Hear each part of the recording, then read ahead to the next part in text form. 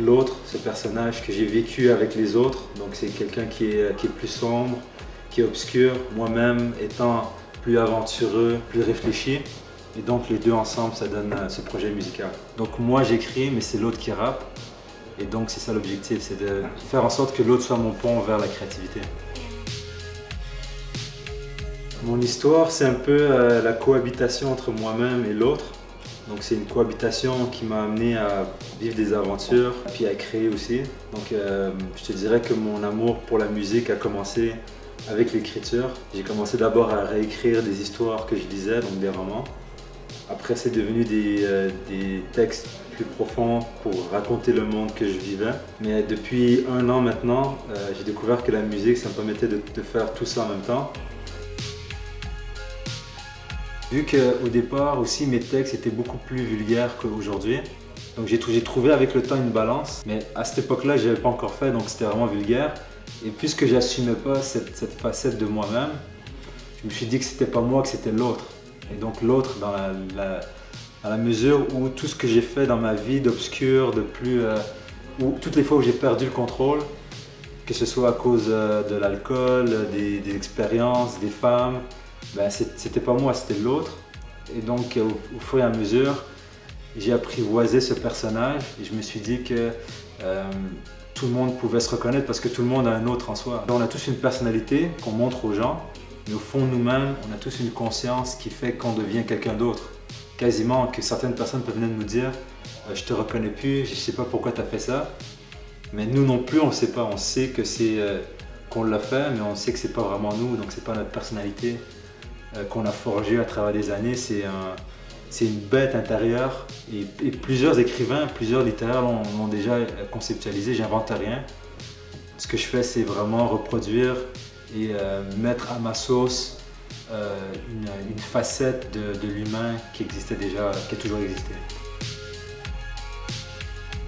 Et donc It's Story, c'est ça, c'est une plateforme qui me permet encore aujourd'hui de partager donc, avec des gens qui sont plus expérimentés, des gens qui ont d'autres aires d'intérêt, donc des gens qui font de la musique qui ne sonnent pas comme la mienne, surtout, donc qui n'écrivent pas comme moi, donc qui ne rappent pas comme l'autre. Donc c'est vraiment une grande opportunité de changer d'horizon, d'apprendre surtout.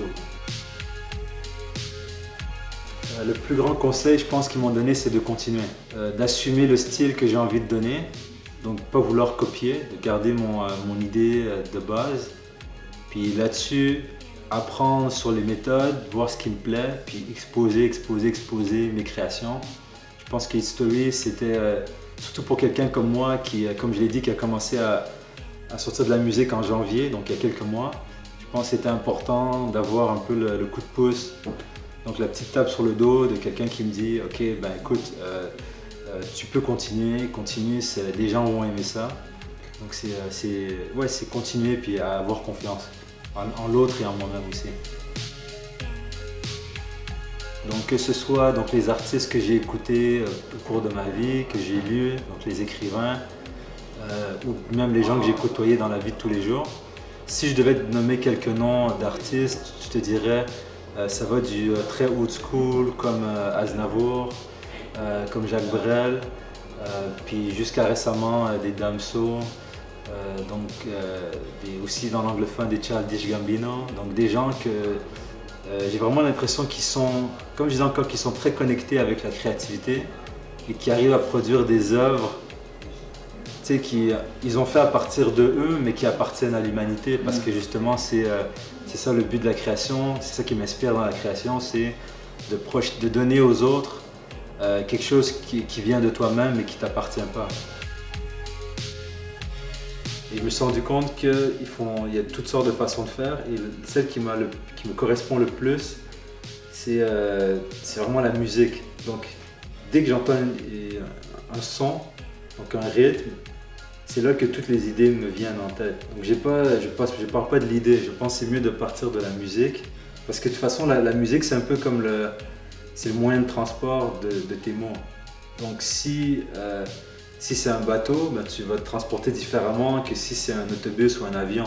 Donc j'essaie toujours de m'adapter à la musique, puis ensuite, quand j'ai un flow qui arrive à se bercer au rythme de mon moyen de transport, c'est là que j'ajoute des textes. Puis c'est vrai que souvent j'essaye dans mon style à moi-même, à l'autre, à moi-même et à l'autre, on a presque les mêmes thèmes, donc c'est souvent les femmes, donc l'alcool, la drogue, le hustle entre guillemets, donc un peu essayer de trouver sa place dans le monde, comprendre le monde. Et avec ça, c'est des sujets qui sont très vagues. Donc après, dès que tu as trouvé ton vecteur, ton flow, le texte arrive à se marier à tout ça, puis à faire une recette qui est solide.